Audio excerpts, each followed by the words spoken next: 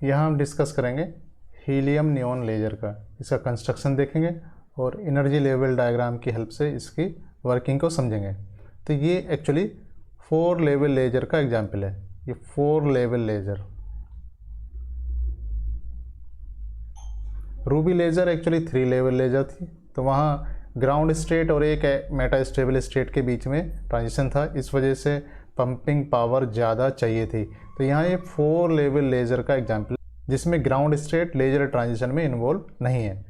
दूसरी बात, ये कंटिन्यूस लेज़र है। जो रूबी लेज़र थी वो एक पल्स लेज़र का एग्जाम्पल था, उसमें जो लेज़र लाइट है वो पल्स की फॉर्म में निकलती थी, और यहाँ ये क्या है, इसमें कंटिन्यूसली लेज़र इमिट हो सकती है।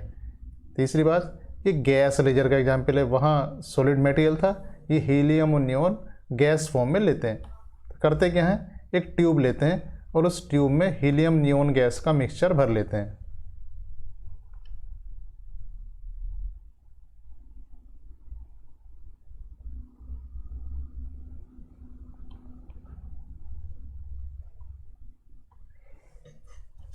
इसके अलावा इसमें जो पंपिंग है वो इलेक्ट्रिक डिस्चार्ज से है।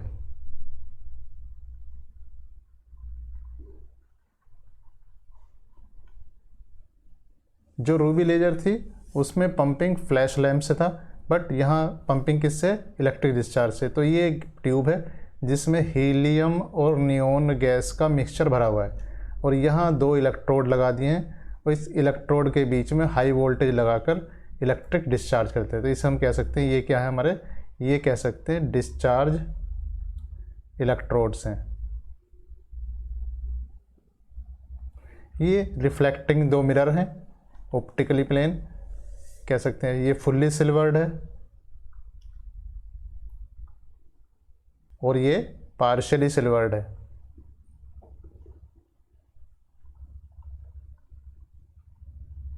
इसका मतलब पार्शियली सिल्वर्ड से ही लेज़र लाइट इमिट होगी।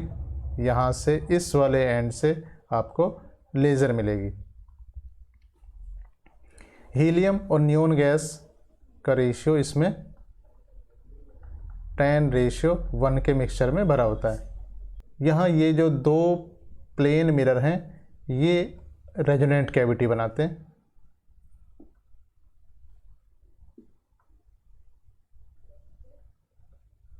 और इसमें हीलियम और नियॉन गैस का जो मिक्सचर है वो एज एन एक्टिव मटेरियल की तरह बिहेव करता है। वर्किंग देखते हैं। जब इसमें हाई वोल्टेज लगाते हैं तो इसमें इलेक्ट्रिक डिस्चार्ज होने की वजह से जो हीलियम एटम है वो अपने ग्राउंड स्टेट से एक्साइटेड स्टेट में चले जाते हैं। तो अगर हम कहें कि ये ग्राउंड स्टेट है और ये इसके 2 एक्साइटेड स्टेट हैं, इसे मैंने कह दिया E1, ये कहा E2 और ये E3। हीलियम के लिए मैं इसमें डैश लगा देता हूँ, तो हीलियम का है। तो यहाँ से ये कुछ E2 में चले जाएंगे, कुछ ये E3 में चले जाएंगे। इसके बाद ये एक्साइटेड एटम नियॉन से कोलिजन करते हैं, बीच में टकराते हैं, तो टकराने की वजह से ये अपनी एनर्जी नियॉन के एटम्स को ट्रांसफ़र कर देते हैं। तो हम यहाँ पर नियॉन का भी डायग्राम बना देते हैं, एनर्जी लेवल डायग्राम।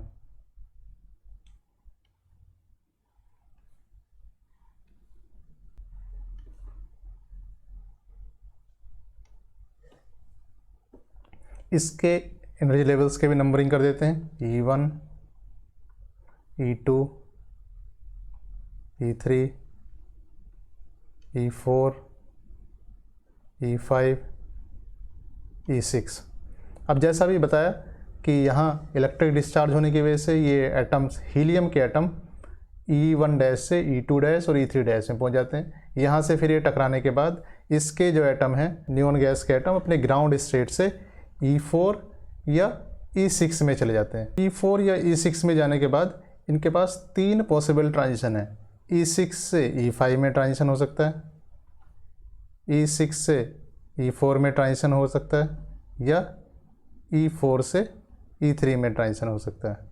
तो ये 3 लेज़र ट्रांजिशन है। इन तीनों लेज़र ट्रांजिशन के करस्पॉन्डिंग जो वेवलेंथ है वो अलग अलग है। ये वेवलेंथ है 11,500 एंगस्ट्रॉम और ये 33,000 900 एंगस्ट्रॉम।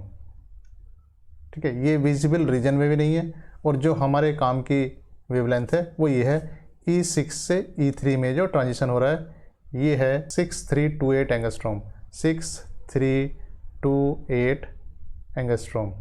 यहाँ ये जो ट्रांजिशन है E3 से E2 में ये एक्चुअली स्पॉन्टेनियस है।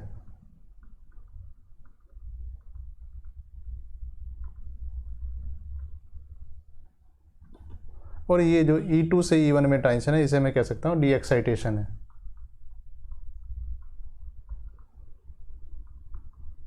ये आपस में कोलाइड करके ही ट्रांजिशन हो सकता है ड्यू टू कोलिजन।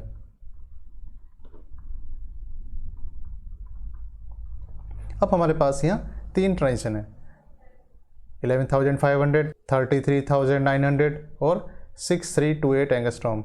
अब हमें चाहिए क्या? अब हमें चाहिए सिर्फ कि 6328 एंगस्ट्रॉम की लेजर हो।